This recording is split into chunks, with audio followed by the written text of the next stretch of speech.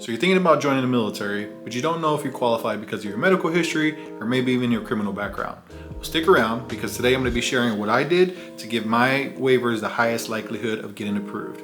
Let's go.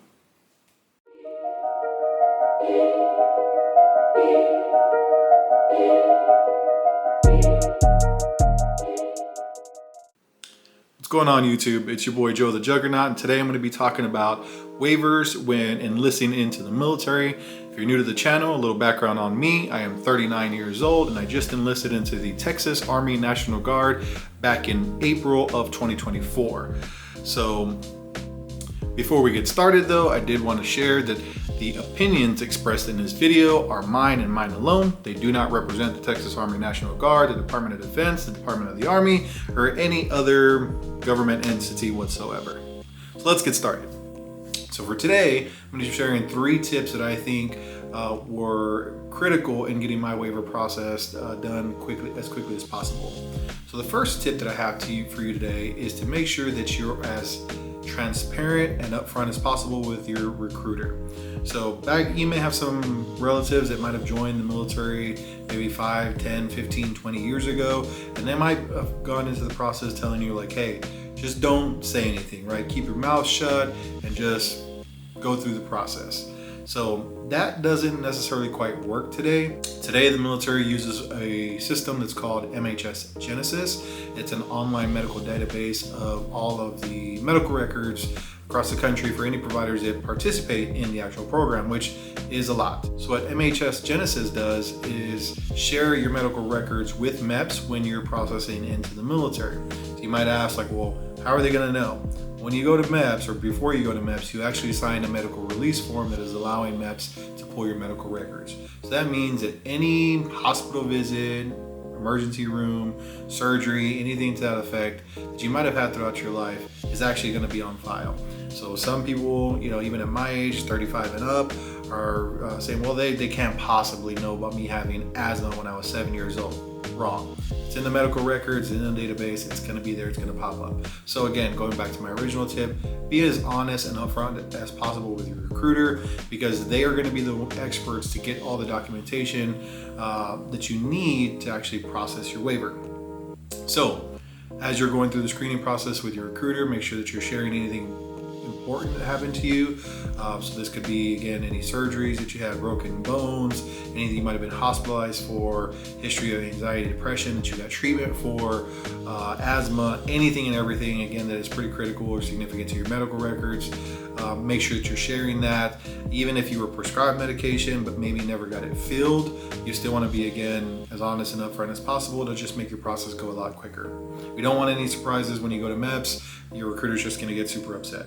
So the second tip that I have for you is make sure that you gather as much documentation as possible before heading into the process. So what the military does today is they do for any medical concerns that they might have is it's called a complex pre-screen. So what this means is that they are asking for all of your documentation related to your medical condition up front before you even go to MEPS for your physical. It's kind of a pre-screen, so to speak, to make sure that what condition you have is something that they're worth entertaining a waiver for. In my case, I had ACL reconstruction of my right knee, along with surgical repair of my medial and lateral meniscus. I also had a medial meniscus tear in my left knee. Both of these were over 10 years old, but again, they were going to have to be reviewed by the military. So what I did to make sure that that process went through as quickly as possible is I gathered every piece of documentation related to my surgery possible.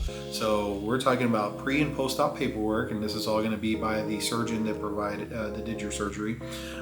Pre and post-op paperwork, any physical therapy records that you might have. So again, usually with a major surgery or medical condition, you might have to do physical therapy, and you want a letter from the physical therapist saying that you completed your therapy program and that you are back 100% rehabilitated.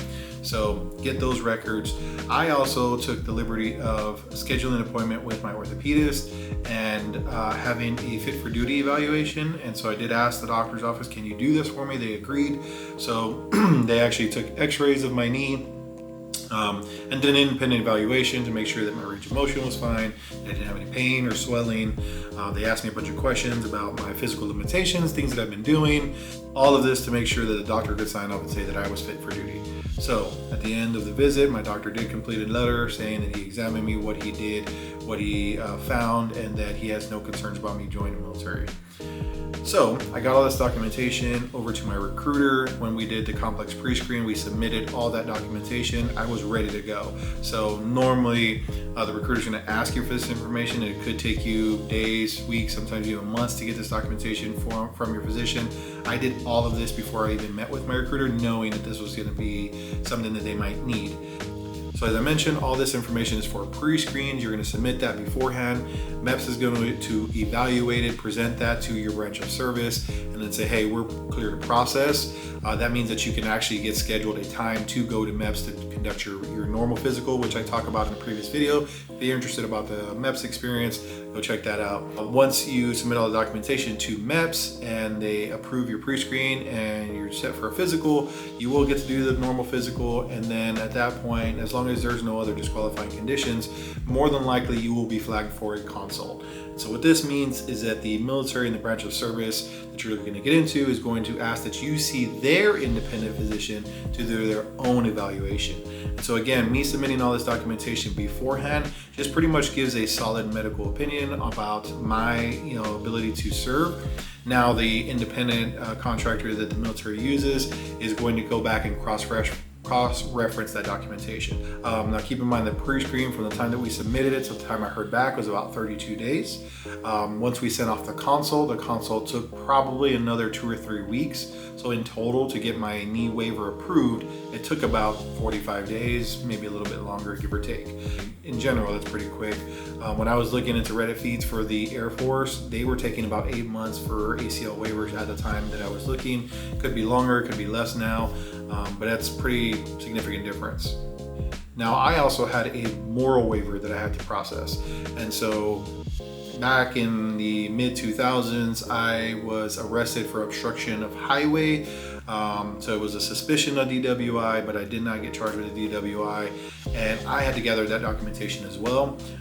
So any branch of service that you might have a potential moral waiver for, again, you want to do anything and everything you can to gather the documentation beforehand to make this process as quickly as possible. So for me, that meant that I had to go downtown to San Antonio Police Department headquarters and get the arrest report. So they don't necessarily give you a quote-unquote police report of exactly what happened, but you are going to get the arrest report. If there's any fines that you paid, they want a record that you paid your fine, any completion of probation, if that's what you received, deferred adjudication. They want some kind of record showing that, hey, you did follow through on whatever commitments that were set out by the court. Anything that you've done to kind of rehabilitate yourself as a person. So the more you can substantiate there, the better. The last waiver that I had to get was an age waiver. The Army age cutoff is 35 years old, and I'm 39. So my age waiver actually couldn't get finalized until my other 2 waivers were finalized. In other words, they weren't even willing to look at my age waiver until they knew for certain that my medical waiver had been approved, as well as my moral waiver. Once those 2 were approved, the age waiver took about a week, and that got done, through my recruiter. I didn't have to submit anything aside from why now? Like, why am I looking to join the service at such a late age? Why, had I done it before? So quick little essay that I wrote up, and it's just 1 sheet of paper, and I just kind of wrote up why I was, looking to serve at my age. So my last piece of advice for you is to make sure that you're following up with your recruiter, and I would say in a acceptable or a respectful amount of time.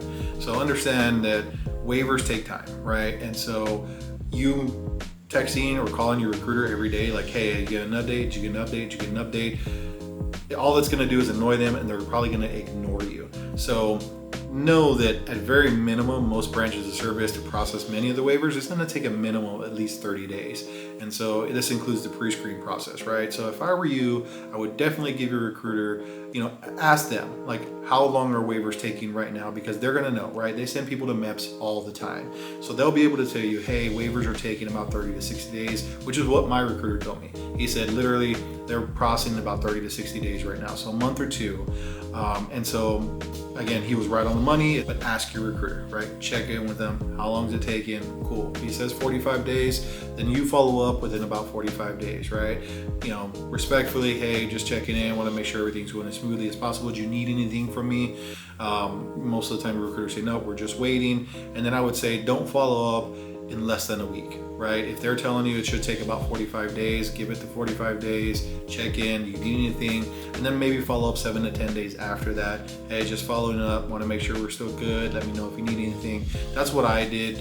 If you feel like you've got a recruiter that's not being very responsive, then you may entertain the idea of getting another recruiter, but for the most part, know that they have other candidates. You're not their only one, and you're not their like quote unquote golden goose. They're not going to get paid more because they had to do more work for you for your waiver process. If anything, it's maybe more frustrating for them. So cut them some slack, follow up, but don't be a pest. So that's probably my 3 biggest tips that I have for the waiver process, right? So make sure that you are getting as much documentation beforehand as possible. Make sure that you're following up with your recruiter in an acceptable amount of time, and make sure that you're upfront and honest as possible with your recruiters. Again, they're the experts. They know what they're doing in most cases. If you ever have a question, again, feel free to reach out to me, drop your question down below, but there's tons of resources out there. I'm not the only YouTube video out there. There's stuff on YouTube, there's stuff on TikTok, Instagram, there's Reddit feeds about joining military, entrance, questions, all that stuff, accession questions. Like, do your research, right? If something seems a little odd, ask, but for the most part, like I said, be upfront as possible, and you should be good to go. So again, I appreciate y'all sticking around. Let me know if you got any questions in the comments down below, and I'm more than happy to help. Make sure you subscribe. I'm gonna try and put out a little bit more military content. So if you got a video idea, please, again, let me know down below. I appreciate y'all. Peace.